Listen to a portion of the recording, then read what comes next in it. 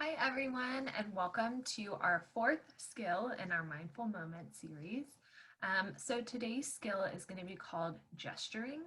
So gesturing can tell us a lot about our attitudes and a lot about what we're kind of already doing to help ourselves cope and self-soothe.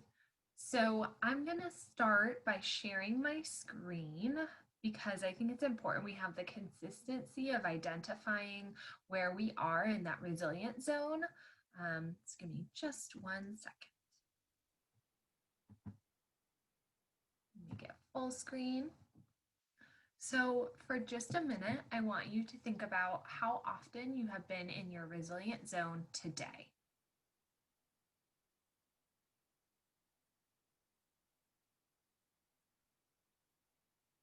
So now that you have identified maybe where you are in that resilient zone today, we're going to talk a little bit more about gesturing. So gestures are usually right underneath our conscious awareness, right under that surface. So it's things we already probably do, and we don't even know that they're self-soothing or helping us to build that window of resilience. Um, so if you think about going through your day or a stressful meeting or a really frustrating car ride because there's a lot of traffic, you're probably already doing something small. So it might be twirling your hair. That might be something that's gesturing. It might be kind of like rubbing your thumbs on top of each other to self-soothe. Um, I'll give you a tell about myself. Something that I often do is I'll play with my necklace or I'll play with my jewelry, and it's kind of just a self-soothing, kind of like twisting my ring. That might be a gesture for someone else. Um, Twiddling your thumbs, just anything like that where you're kind of helping yourself to soothe during a stressful time is another way to expand that window of tolerance.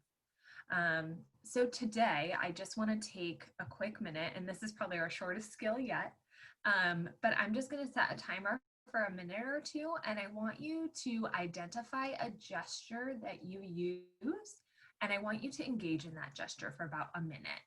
And so during that time that you're engaging in that gesturing activity, I want you to begin to notice how your body feels and how what's happening inside of you. So just take a minute.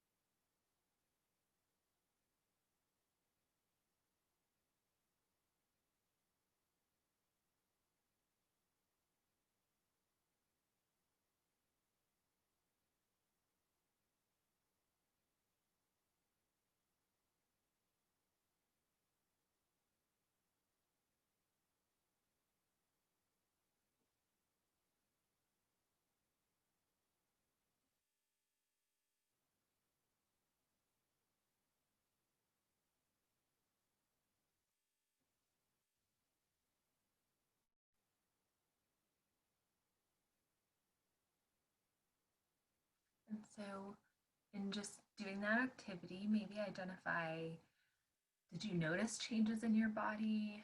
How did you feel? I know for me, I start taking deeper breaths once I'm doing that, right? Because I'm doing something that's helping me to calm down. And then I feel more soothed.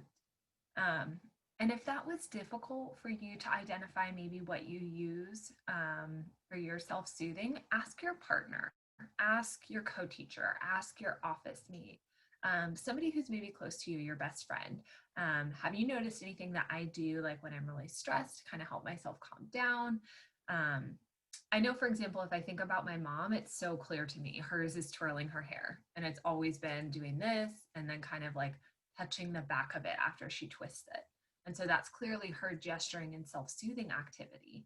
And so it may be twisting your hair, it may be fiddling with your thumbs, it might be playing with your jewelry.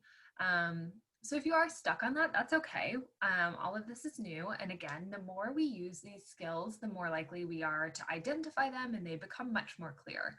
And as always, you can continue to learn about these skills or expand upon them by using the app called iChill, which is through the Trauma Resource Institute. And that's a really wonderful app too. So I hope you enjoyed this quick little mindful moment, and feel free to review our other videos because, again, the more we use those muscles, the stronger they get. So I hope everyone has a great week, and I hope you enjoyed this little mindful moment.